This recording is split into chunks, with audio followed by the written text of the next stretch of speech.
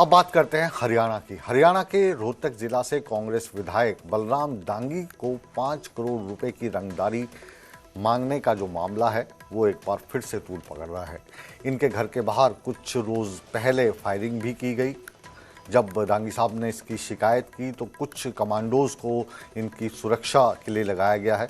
प्राथमिक जांच में ये सामने आया है कि ये जो धमकी दी जा रही है ये गैंग सुमित का है और 5 करोड़ रुपए के इस पूरी गैंग क्यों बलराम दांगी जी के पीछे पड़ी है, आइए सीधा रुख करते हैं। दांगी साहब, स्वागत है आपका नेटवर्क 18 में। जी बहुत बहुत धन्यवाद आपका। ये जो रंगदारी मांगी जा रही है, कौन लोग हैं? ये जाति दुश्मन हैं या ये जो आजकल एक नया आतंक चला है गैंगस्टर नाम का, वो लोग हैं? ये बस वही है, गैंगस्टर वाली बात है। हमारी किसी से कोई जाति दुश्मनी नहीं है, बिल्कुल भी। आज तक का ये हमारा इतिहास रहा, हमारा किसी के साथ कोई वैर भाव नहीं, ना किसी के साथ दुश्मनी।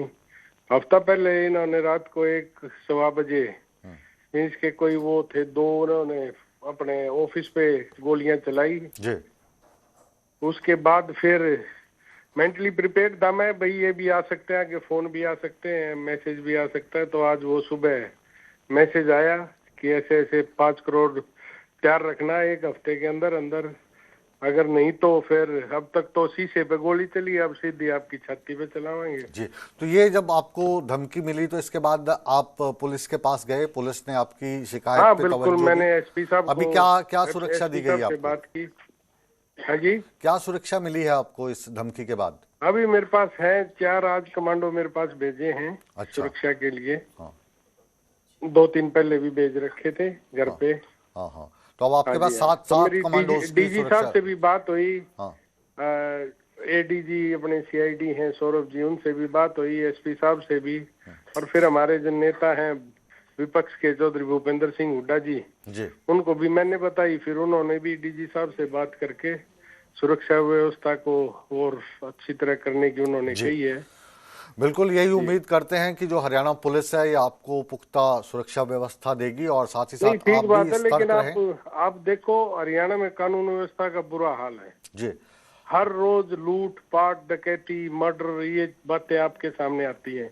धमकियां मिल रही हैं, डॉक्टर्स को धमकियां मिल रही हैं, व्यापारियों को धमकियां मिल रही हैं। दांगी साहब, तो बिल्कुल उसका तो इतना बुरा हाल है। हम यही कहेंगे कि अभी आपको जो आपने सुरक्षा मांगी, 7 कमांडोज आपको दिए गए हैं और भगवान से भी दुआ करेंगे, सरकार इस बुलेटिन को देख ही रही होगी, आपकी और आपके परिवार की सुरक्षा चाक चौबंद बनी रहे, हम ऐसा मानते हैं। और तो नेटवर्क 18 पर आप हमारे साथ जुड़े, आपका हम तहे दिल से शुक्रिया अदा करते हैं। समय थोड़ा कम है, नहीं तो आपसे और भी लंबी बात करते।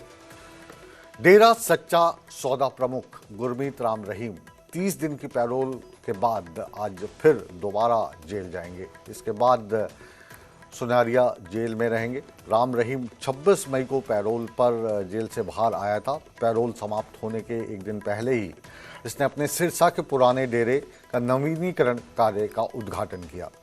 ये पहली बार है सजा के बाद जब गुरमीत राम रहीम जनता के समक्ष आया है और अपने जो श्रद्धालु हैं उनसे बातचीत की है। इस उद्घाटन के दौरान ये जो रेनोवेशन का कार्य हो रहा, नवीनीकरण का, उनकी शिष्य भी उनके साथ रही हनीप्रीत, और हनीप्रीत की मौजूदगी में ये उद्घाटन किया गया।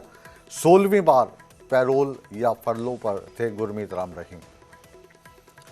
इसी खबर के साथ अब न्यूज़ 18 के हरियाणा हिमाचल प्राइम टाइम को अब यहीं पर विराम देने का वक्त आ गया है, लेकिन आप कहीं मत जाइए, बने रहिए हमारे साथ, क्योंकि खबरों के इस सिलसिले को आगे बढ़ाएंगी मीशा बाजवा चौधरी खबरां पंजाब तो के साथ। बने रहें हमारे साथ।